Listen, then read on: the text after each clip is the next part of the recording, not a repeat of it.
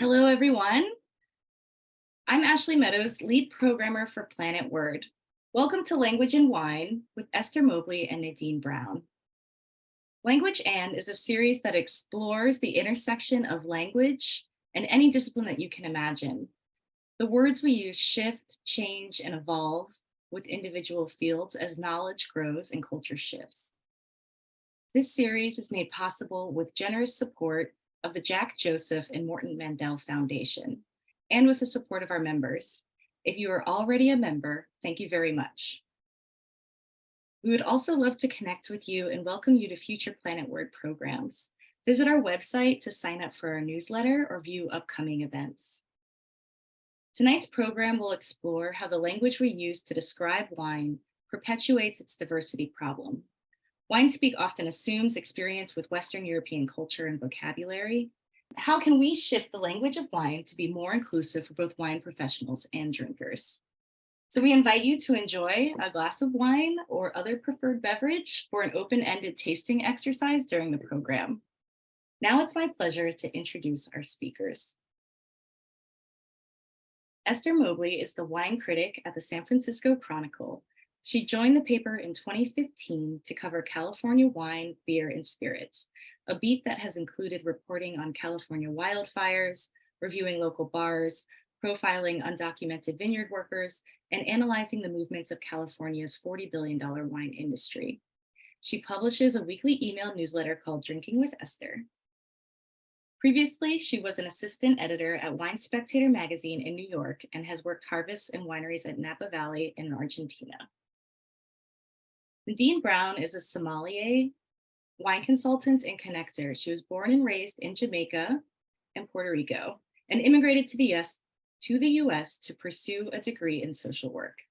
After a move to DC, she took a job as a hostess at a new French restaurant, and over 20 years later, she's the top hospitality professional and sommelier in the area. Nadine has worked at many top DC restaurants, including 14 years at Charlie Palmer's Steak as their wine director and sommelier.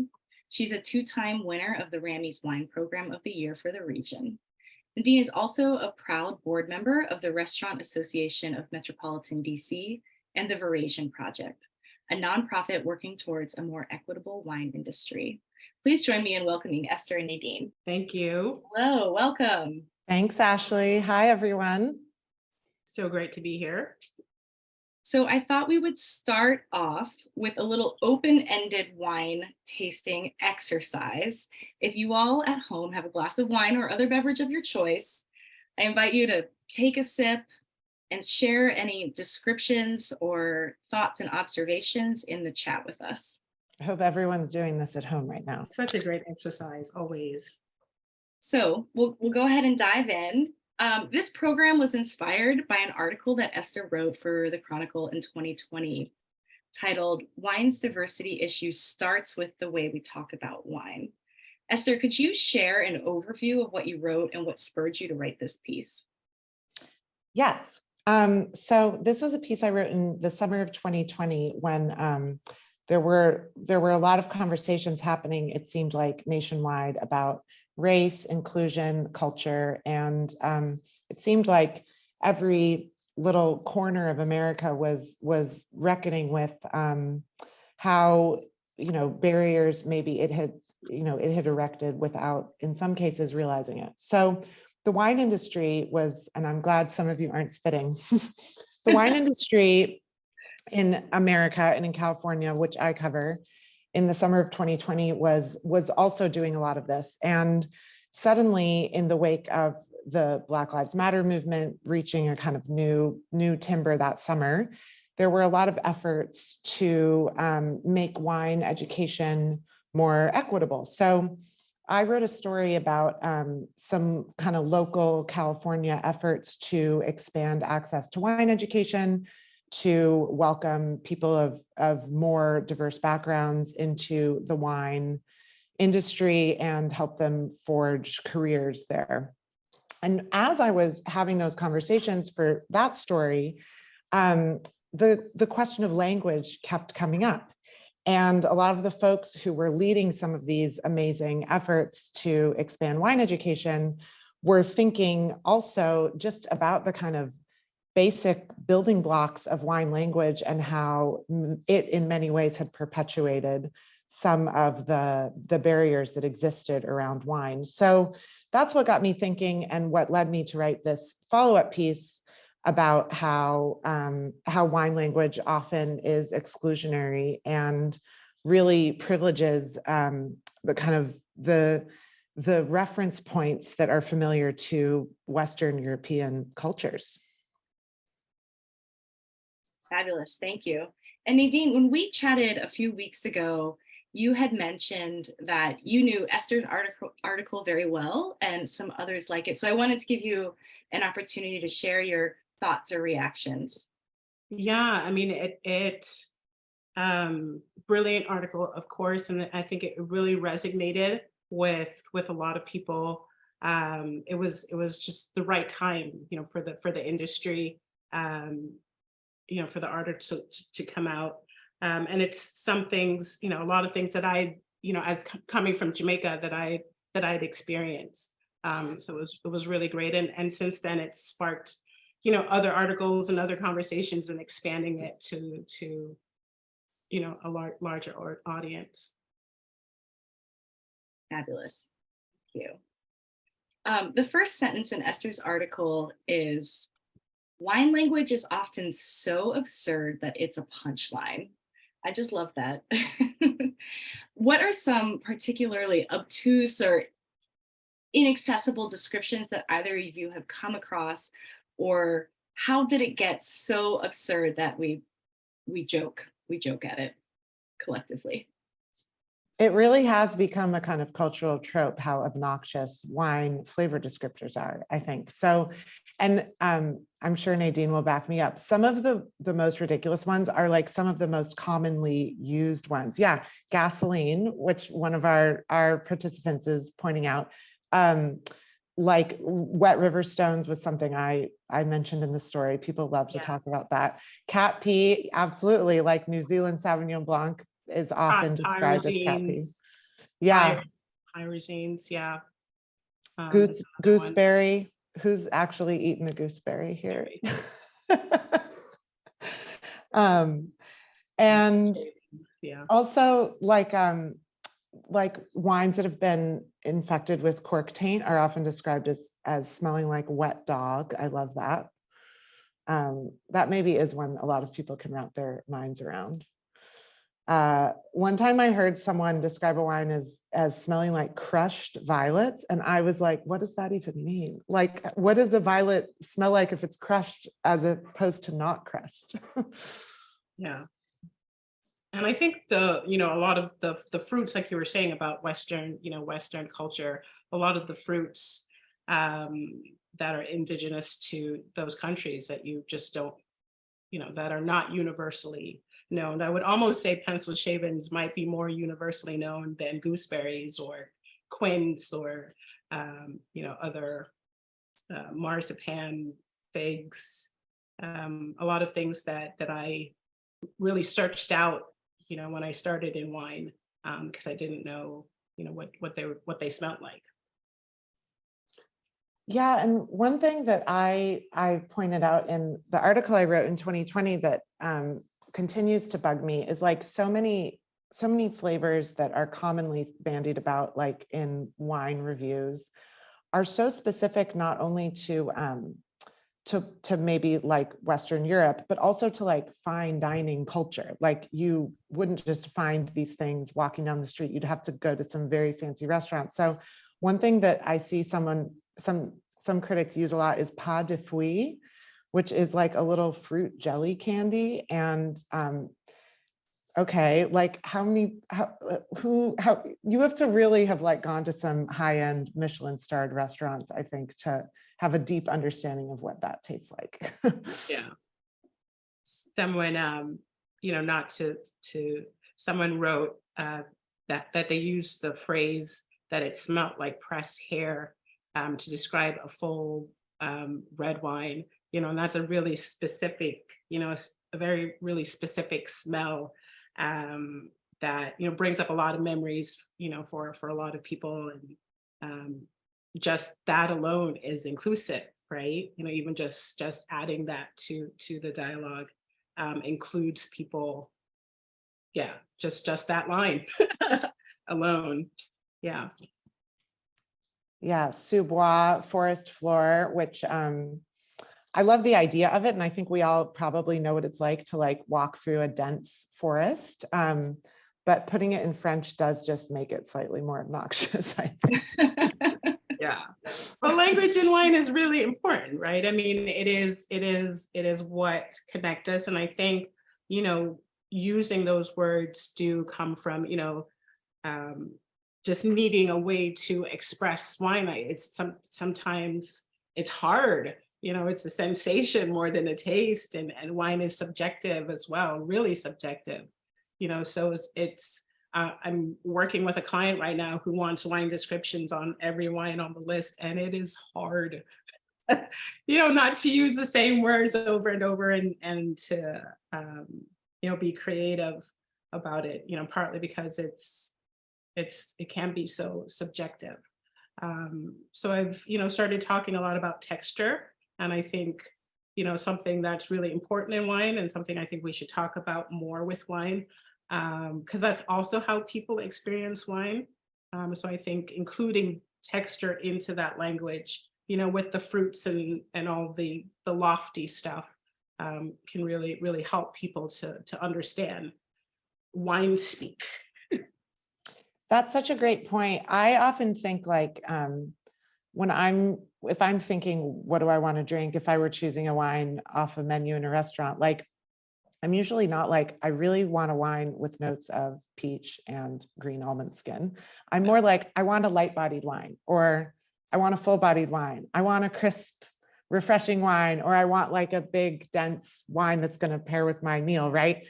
Like I often think that what makes us gravitate toward a wine are things like texture and structure, rather than these super specific flavors. Yeah, I love that someone just dropped in the chat. Descriptions come from experiences, and not everyone has the same experience. And I feel like, Charisse, you just summed up the program. We can just end it now and go home. No. Which leads me into my next question about the dominance of Western culture and French language, and how that creates barriers for not only drinkers, but also makers and people in the industry.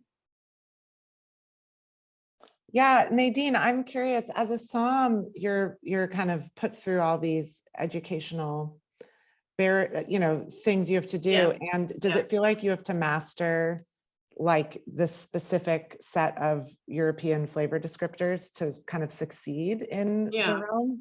You 100%, have to, and partly because both of the leading organizations, the Court of Master Sommeliers and the Wine and Spirit Education Trust, are old British, like British with a big, white men organizations. So definitely some of it stems from that.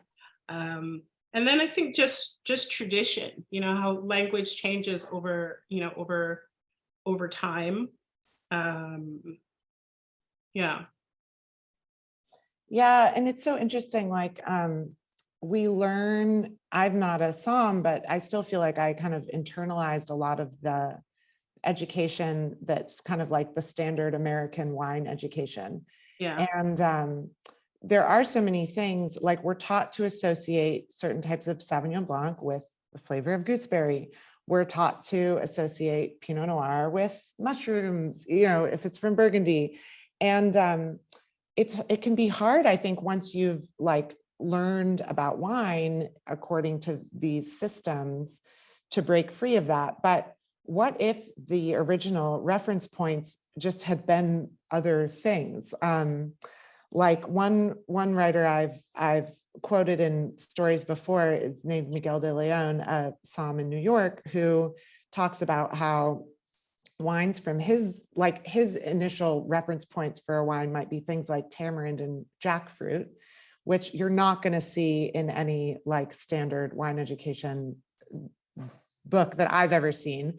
But why would, there's no reason why those wouldn't be like the kind of primary associations for certain types of wines. It just has to do with like who wrote the textbooks, right? Yeah, and then you can do the same thing that I did 20 years ago when I went to Whole Foods trying to find a quince. You can also go to Whole Foods and find what tamarind is like, and it also right, it expands your own learning and your own worldview, which sounds really lofty and right stuff, but yeah. Because I'm hearing someone say, well, not everybody knows what a tamarind tastes like, which is true. But yeah, it's that intention and doing a little bit more work, and it can make for more interesting reading, I think, in terms of wine writing. Yes, and I think, right, the as one of our astute participants mentioned, like we're all going to have had different experiences. The point is not to standardize everyone's experience and assume that everyone has like tasted and smelled the same things throughout their lives, but to allow for the kind of greater expanded vocabulary to exist and to not need it to be this narrow thing. Yeah. I think there's often this idea that like to get wine right, you have to like correctly identify, that there's some one flavor that this wine tastes like. And like, I think a lot of people who are new to wine are intimidated because they feel like they can't like find the right answer, as if there's some one right answer. And it sounds like many of you here know that there's not, because you're freely describing what you're tasting, which is great. But I do think there's this idea of like, are you picking up on the right notes, the right things? And not only is that just a fallacy, but it perpetuates the idea that we all need to be like dealing with the same kinds of flavor reference points. Yeah, it's funny that there's a little bit of talk with like with the WSET, or I've tasted with masters of wine, with people that are just starting out in terms of like blind tasting, and they're like, well, you're just kind of going through the motions because the words that are associated, right, with the Sauvignon Blanc, gooseberries or whatever. They're like, there's no gooseberries here. You're saying gooseberries because you've learned that gooseberry is associated with that. So on the flip side, that can also happen. I do think that it's important that not that it's an American problem. So much of the rest of the world speak different languages, right? I have friends from Europe or even different dialects that speak different languages, and that there's space for different languages within wine. If I'm at, being tested to get one of the hardest tests to pass in the world, the master sommelier, I do think there's definitely a place for, kind of their sanctioned language, because they do need, I do believe, everybody more on the same page. And if you're a novice wine person and just starting out, that it is beneficial to learn some of those, some of the standard language. I did an event for a law firm. These were summer associates. I was talking about the importance of wine and being a soft skill for business, so if you're, knowing some of that language can be helpful. Yeah. I was saying to both of you that I'm still somewhat intimidated by wine. Yeah. I don't know a lot about it, which, as I was saying that, I was catching myself, because in a previous life, my role, I was working in a modern and contemporary art museum, which is the art that people feel most intimidated by, and that they need special experience and knowledge to even appreciate it. But there are a few things that I did to help open that up in terms of art that I think may or may not apply to wine. So I'm going to say them and let you all respond. And one is understanding your audience. Like, what do you know about this person or this individual, and how can you shape that context for them? And then also maybe a little bit of a boost, a confidence boost, in that everybody walks into a gallery or walks into a wine store or a restaurant with a really rich and varied set of knowledge and experience. It's just like, how do we make those things connect? Yeah, it's right. I mean, the thing is, wine is all about smelling and tasting. And those are things everyone has been doing since the moment they were born. So we all have a rich taste and smell, especially memory. And it's just a matter of feeling comfortable, feeling kind of invited to explore that and to apply it to this crazy thing in your glass. I mean, I think the thing that kind of clicked for me when I was first learning about wine is that it's like a double speak. So when someone says, I'm smelling cherries, like it's not really going to be like the sensation of picking up a real cherry and smelling it. There's a kind of imaginative like metaphor involved in the process. And I remember the first time I was working at a wine shop in Boston. That was my first wine job. And the owner, I was tasting some wines with the owner, and the owner was like, oh, this wine tastes like black cherries. And I was like, oh, okay. And then I remember I tasted that same flavor again in another wine. And you kind of start to be like, oh, this is what people mean in the context of wine when they say it tastes like black cherries, but it's a little different. I mean, but then there are moments and there are molecules in wine that are the same molecules found in other things in the world that you have tasted and smelled. So it's not that it's all like made up, but I think just feeling like, take notice of the world around you is how I always encourage people to kind of develop their wine vocabularies. Like, smell the spices in your spice drawer before you add them to your food. Smell what you're smelling when you walk down the street. If you pass a flower, like, note what it smells like relative to other flowers. And like you, Nadine, I sometimes feel a little penned in now by having kind of been mired in wine for so long. Like, I pick up a Riesling and I expect to smell the gasoline. But my husband, for example, who now loves wine, but when we first met, didn't know anything about wine, he, in his kind of untrained way, would come up with the most amazing descriptors that I don't think I felt free enough to find. Like, he picks up a wine once and said, it smells like off-brand Legos. Like, he had this memory from his childhood of these off-brand Legos. And everyone, I just love that. I think we all have things we can draw from if we only feel invited to. Yeah, I've been pretty lucky. I think I was lucky. Like, my mentor was Rio, who was a brilliant master sommelier, but really down to earth, and really grounded and really giving with his knowledge. And on the floor, you can have two people that have saved up to come in at Charlie Palmer for their anniversary, and you're going into a private dining room with the president of Turkey, and there's a lot of different people that you're going from table to table and changing your language accordingly,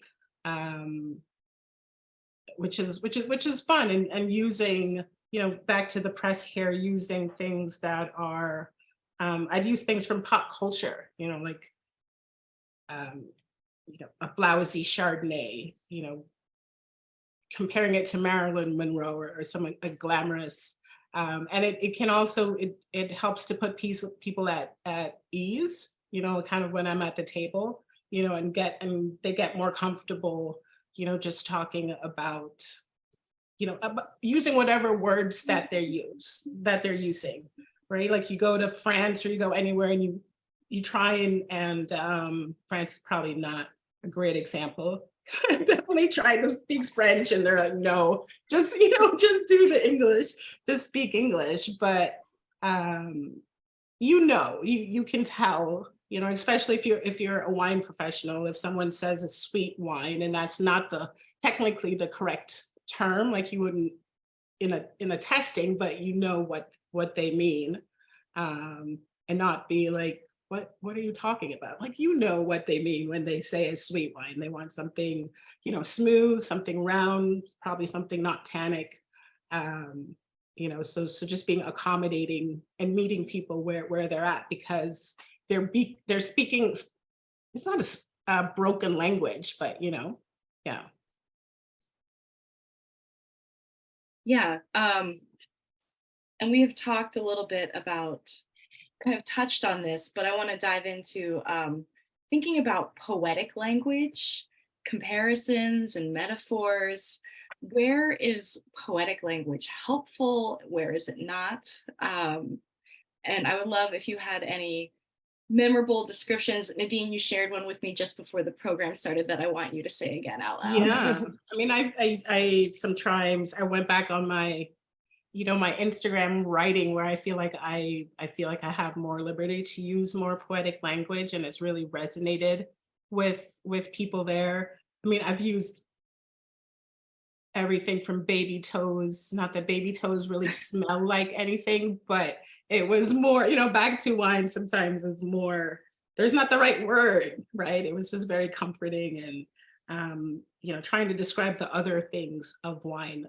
Um, the I have a friend who shared some wine descriptions from the 1800s, and I really like this one. I have known an Englishman who did not like a wine unless it makes peacock tail in the mouth, was a description of this wine. And I'm envisioning, a wine that just kind of opens up. Someone mentioned here they had a cab that was already changing from when they, but you get a visual, right? You get a visual of what he means, that it starts small and the peacock feathers open up.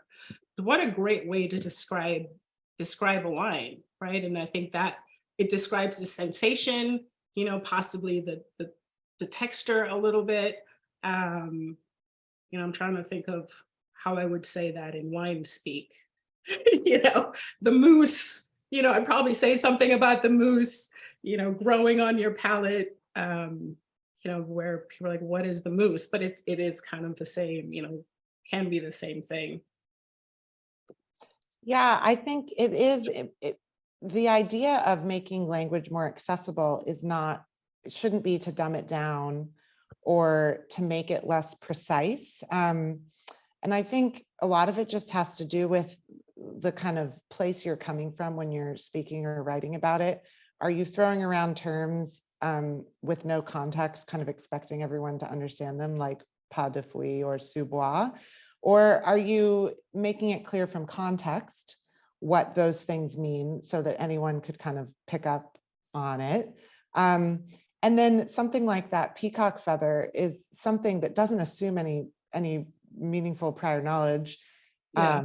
any like specialized prior knowledge, but I think I love that, and you immediately understand it. One word I've always loved, which I don't think like anyone really knows, no matter what culture you come from, is petrichor, which is one of these perfect compact words that describes a whole idea. It means the smell after the rain. And I just love that, because I imagine we all know what that smells like, and it is such an evocative feeling. Babies have a smell too. I mean, and we've all smelled them, and I love that. And I think there's room for these very specific words, as long as we're wielding them in a way that doesn't exclude or patronize, or expect certain things of our audience. Yeah. And you can add, it's like dash, petrichor, dash, and what it means, like I will do that, I'll say this is a Sancerre, Sauvignon Blanc, depending on the table, not always assuming that every table knows that Sancerre is Sauvignon Blanc. And I think probably less and less so. I've definitely served people Sancerre that didn't realize that it was Sauvignon Blanc. And do you know what I mean? But just including that, and it's just an easy addition. And you've taught someone, something as well, that they can take to their business lunch and drop some knowledge. Right. They're kind of generous ways to introduce little like fun facts. Yeah. Yeah. Well, great Psalms do that. Feel like they're educating you without talking down. Yeah. Yeah. Yeah, I feel like Um, that's really key. Particularly, I think Nadine, you said an example when we spoke last of this is a dry, not sweet wine, like in parentheses, like including what the meaning is in the descriptor. Yeah. Okay. I wanted to give each of you a moment to address something that I didn't ask about or something that's been burning your brain that you just have to get out in the world. Us? Either of us? Either, both, yeah. Oh my gosh. You go first. Well, I mean, I'm a wine writer, so I'm passionate about the idea of wine and language, and I'm constantly thinking about how I and everyone else can do it better. But you know, I think the wine is just it's like shrouded in this intimidation and mystery, and people feel so unwelcome. I think a lot of the time. And there are so many ideas in circulation, you know, that I think reinforce these perceptions that you like have to get things right, as I was saying. I do think we're in an interesting moment though, where there's like a greater array of wines available than there ever were. A lot of them taste, you know, if you ever taste a natural wine, some of them taste pretty different from like kind of traditional wines. We're exposed to so many other types of things like kombucha and I'm seeing shrubs, these kind of vinegary based things served at restaurants a lot. And think about the kind of how diverse sour beer and other types of beer styles are now. And my hope is that as like, you know, every place you go serves a kind of wider array of drink flavors, that people feel more empowered to talk and engage and listen to what everyone else has to say. And again, I think like it's like, you know, you have everything you need. You've always had everything you need to enjoy a glass of wine. You've been, you know, your senses have always been with you, and there's nothing else you need to enjoy it or to talk about it. That's great. You know, the wine industry, although I think it's gotten a little better, you know, especially here in I mean, people are drinking. I am actually a little confused. People are drinking less wine. I know like they're drinking in France, they're drinking more beer than wine. You know, just generally a little, you know, worried about the future, you know, about the future of wine, you know, if people are going to continue to consume wine. And I think this conversation about language is, you know, really, really helpful. Someone mentioned using music, you know, to, you know, whatever the hook is, wine is such a joyous, infinitely interesting, you know, from history to geography. Like there's so many different ways to find commonality, you know, through wine, and to just continue to use, you know, use that language to do so. Yeah, I love that. Thank you.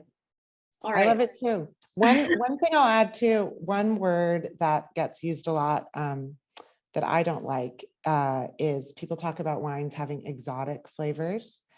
And again, I think it's so just reinforces the othering. Like to me, it almost always implies flavors that are, again, not from Western Europe, but just familiar to other cultures. And I think so there are so many words like that that are just kind of ingrained in conventional wine wisdom that I would encourage anyone who does kind of exist in this sphere, who's a wine professional or a really serious enthusiast, to like think about words like that. And I imagine most people don't intend them pejoratively, but just there's all these funny implications that lie behind it. Yeah. Yeah, I think I used that today. Well, there's so many Hard to words. come up with descriptions for, 40 wines, but that is, that's a great point. Yeah. There's so many words I've used in the past that are like, immortalized in print that I wouldn't, that I might not use today, or that tomorrow I might, I don't mean to sound like I'm Yeah. policing it, but I think I'll change it to aromatic goddess, which I wrote, I which love that. Viognier, which can have, kind of exotic, um, which and sometimes I think I use that because it encapsulated a lot of different fruits for me, Mm, you know, purposely, instead of mango and passion fruit and pineapple. Um, thinking kind of collectively, we think of what is exotic, but maybe quince is pretty exotic as well. But we probably wouldn't use, right? We wouldn't use the word exotic with quince, and it's more exotic than pineapples. But I digress.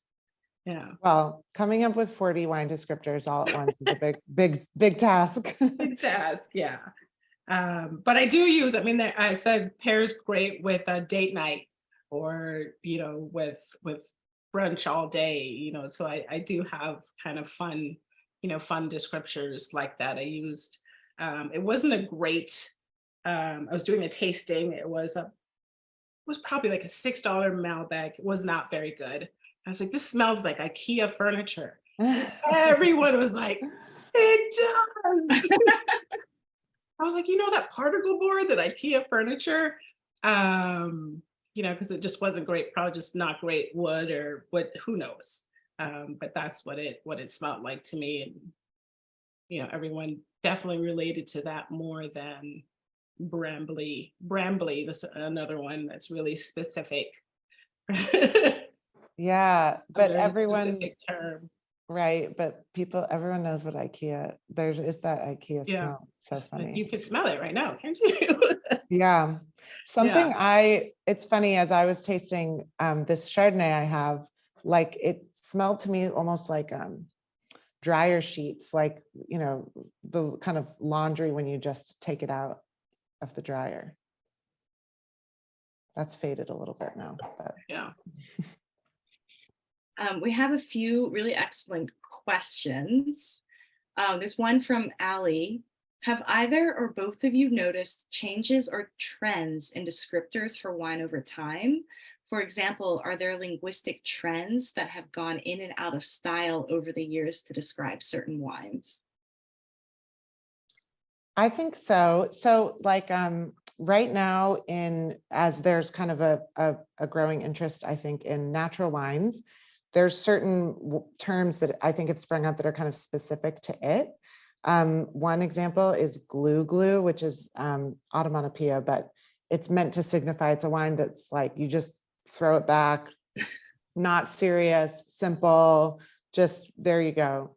And funky is another word that I'm hearing a lot of, which is a kind of maybe an umbrella term that just describes an array of flavors and sensations again. But I don't know that was as commonly used several years ago. Yeah. I cannot think of his name right now. He's in New York. You probably know who he wins his wine list. He wins awards for his wine list, because they're great wines, but also the way he writes the wine list, and it's very creative, with descriptions of the wines, and really storytelling, so I'm just seeing a lot of people pushing the envelope, and it's his wine bar, just kind of forgetting all of the, a lot of the rules, and doing your own thing, and really getting noticed for it. It's definitely something that I've seen. Crunchy is a one that I think the verdict is still out on exactly what it means, even amongst us, us wine people, but that's a newer one. Maybe it was old and it's coming back. That's but it's definitely very in vogue right now. very, Crunchy. no, it's a crunchy wine, which Mhm. is more of a texture, texture thing. And then, back to the texture, like, opens up, I think, more universal language because it's soft and, dry and silky, right? Where they're just, those are adjectives. No, are those? Well, Yeah. you know, um, it's really, talking about texture and story and what, emotions that wines conjure up, is a great way to talk about wine because everyone can relate to baby toes. Well, most people. Yeah. I feel like 10 or 15 years ago when the wine critic Robert Parker was he's retired now, but when he was more still working, a term people used a lot was hedonistic fruit bombs, Yeah, which could either be a good thing or a bad thing depending on who you asked. But yeah, people loved to talk about those that's a good big, one. bold wines. Yeah. Yeah, it's almost over the top. It's almost a little hedonist. Yeah, Yeah. Yeah. it's sexy. Sexy is a great word for wine. Every bottle I've used sexy with sold. It works every time. Um, Another question is addressed to Esther, but Nadine, maybe you also have something to add. Does the language of beer also rise to the level of inaccessibility of wine language? I think it often does, yes. And again, I think beer also has certain just kind of systems in place that like a lot of people who choose to indoctrinate themselves in the world of like erudite beer drinkers learn, and other people may not know all the little terms. There's certain people love to talk about bready flavors and also bretty flavors, which is a spoilage yeast that can exist in beer or wine. And so, yeah, I think beer has plenty of like inaccessible elements too, but I think just like wine would be easily overcome by just making more people feel welcome to describe what they taste. Yeah, beer and cider actually helps me transition from Napa Cab to to natural wines. Just being able to appreciate some of those profiles. Some of those profiles, my over certified self were taught were flaws. Which again is a whole other conversation. But yeah, I do think beer has some of that language. Just a little bit about context, like if you're with your friends that you've been with for a long time and it's just you guys and you're just the bear bros, I think that language and you all speak that same language. I think it's absolutely fine to use that language and all of those words amongst yourself. If there's two people that are joining you that have not been in this group before, just being conscientious of changing your language a little bit to explain what some of these things are, or using even as using the word that means the same thing, so that they can understand what you're talking about and feel more comfortable and less intimidated, right? It's just also just a hospitable thing to do. Yeah, so intention and context. Great. Karen says, I'm a speech pathologist and work with people who have aphasia, the loss of language. How can we make language of wine more accessible to this group of people? Could little pictures ever be added to the written descriptions? It's a great idea. I love that. Love that. I'm gonna put something in the chat. There's a Som who runs an Instagram account called Fresh Cut Garden Hose, which is a a joke, making fun of a ridiculous wine descriptor who does adorable little illustrations Yeah. of wine descriptors. Is that Gruner? What's Garden Hose? I don't know. I think it was Remember? in the Somm documentaries Yeah, it is. that It is a tell use. for. It is a tell for some grape. I don't remember what it is. Yeah, but I would love to see more of that and just beautiful. There's another wine writer here in the Bay Area named Elaine Brown, who also does beautiful illustrations of wine descriptors that are very in her own style. Yeah, And and I would add music as well. There's some incredible psalms doing events with like hip hop and Dujac, like hip hop and incredible like Burgundy and just back to meeting people where they are. So I think that's another thing that you can use. My first interview, my first wine job, I think he had me pair three wines with movies.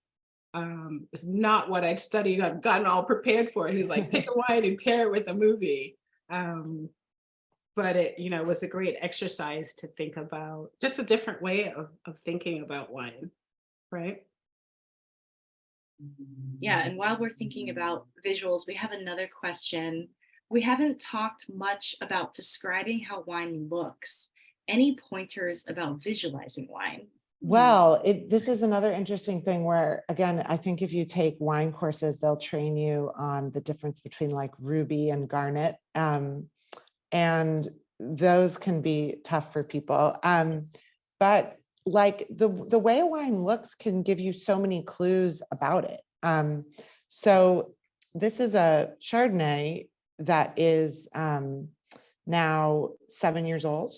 And like, I don't know how well the color's coming through to all of you, but it's darker than, it's golden, which is how we would expect a white wine to look after a few years. If it was really old, it might be like brown, right? And similarly with red wines, as they age, they might take on less of a purple hue and more of a brown hue. And I think, even just some kind of basic sense of that can help guide you as you look at the color of a wine and try to infer a couple of things about it.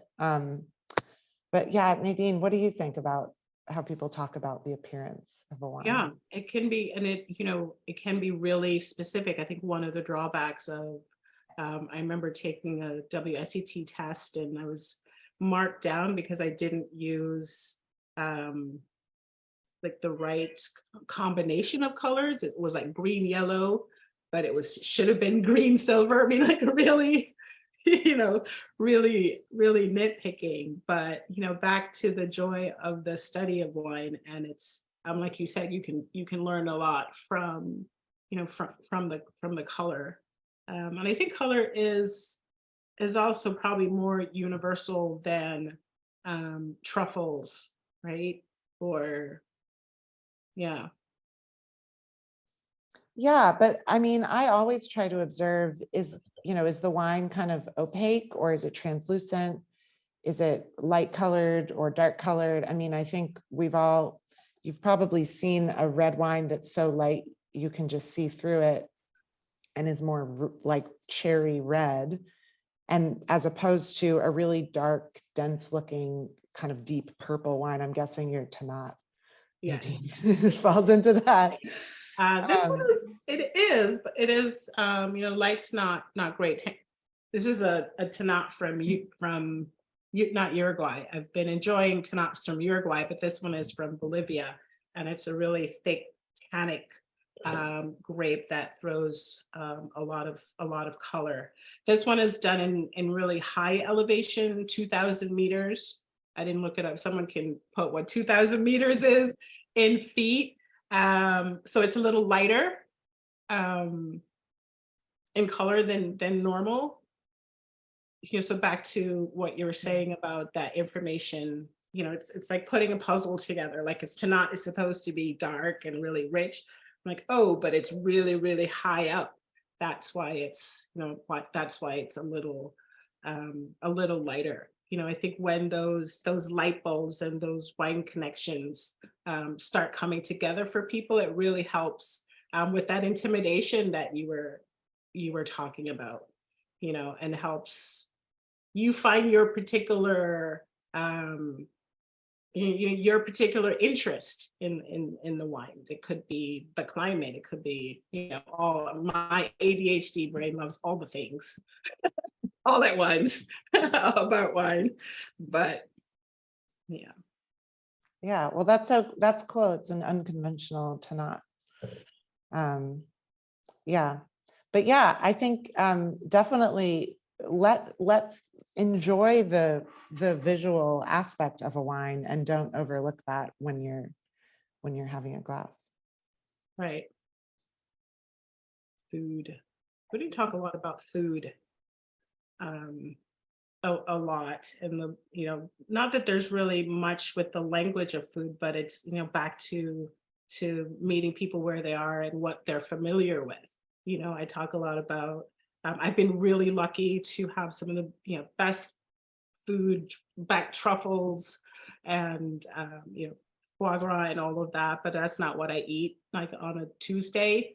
So like what? And I live in DC, Washington, DC, amazing, really international city with great Thai food and Filipino food. And what do you have with butter chicken? And even just incorporating that in your writing or in your pairings also expands the feeling of being seen and inclusion. And someone who might have not think about wine, like, wow, this is they're recommending, I think you were drinking Vino Verde, right? With a fish taco, including that in your writing or when you're talking about wine. It would be great with Dover sole or fish tacos, which is something that I do, because not everybody knows, but I've been lucky to have Dover sole, right? And if I just said Dover sole and leave it at that, it's not everyone's going to know what that is. And even people that know what it is know that it's a really expensive fish that's usually done table side, right? Just kind of still bringing it back to wine is other for others. But if it's good with Dover sole or tempura fish tacos, which I want right now with coleslaw, is helpful. All right. I think we have time for 2 more questions. One is, Nadine, you mentioned that you have a pairs well with date night. One of our attendees is having a date night. Yeah. Do you recall which wine you recommended for date night? I think it was a cava. It was a cava rosé on the list. Yeah. It's just, it goes well. Bubbles is having a moment. It also goes well with everything. And I can just enjoy it and focus on each other, right? There's some wines when you want to be a little bit more heady about it and smelling and analyzing it. And there's some wines that you just drink and let it be part of the night and part of the experience. Sparkling wine is a good date night. Yeah. Yeah. Yeah. I love that. Yeah. Yeah. Like 2 kids and I'm paying for camp. I'm in Cava. My wallet is Cava right now. It's so good. A Cava Rosé. I'm a small producer. She's like laughing. Yeah. I'm in my Cava season. That's All right. And then one last question, maybe it's an appropriate note for the topic of this conversation. What is one thing a novice wine drinker can do to help advocate among our peer wine drinkers, friends and family, to be more inclusive in our wine language and selections? Well, so I think if you're the one who you feel like is surrounded by friends and family who are being obnoxious about it, I don't know, I can't tell from the question.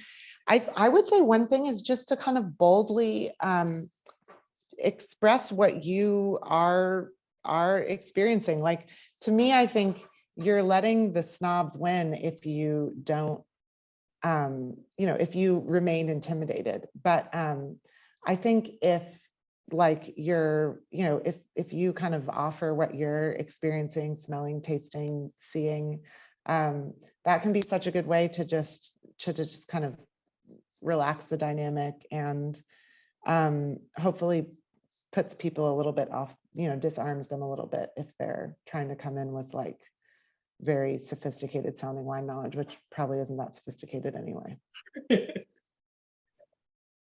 Yeah, I don't think I have much to add to that. I agree. And hopefully because they're family, you can speak candid, about that conversation. And I don't want to sound like I am, saying one thing and speaking out the other side of my mouth, but also learning some of the terms that they're talking about. So it's those two things happening at the same time. Because I do think that they, some of the traditional terms and stuff can be beneficial, especially when you're learning about wines and like what you were talking about, where you start seeing, oh, blackberries, and I taste another wine and it's blackberries and it's blackberries and it's blackberries. And then encouraging other people to find out what a tamarind is. And yeah, some of us are really lucky to be able to go to Kmart and have literally everything in one space. Yeah. Yeah, I love that. This is so Love good. that too. Thank you both so much for a really incredible conversation. I think we had some really great comments and questions from our audience. And I just want to thank you all again. And I hope you enjoy the rest of your evenings. Come back and see us again at Planet Word. Check out our future programs. And a big, big thank you to Esther and Nadine. Thank you. Thank you so much. Thank you, everyone. Cheers. Have a great evening. Cheers.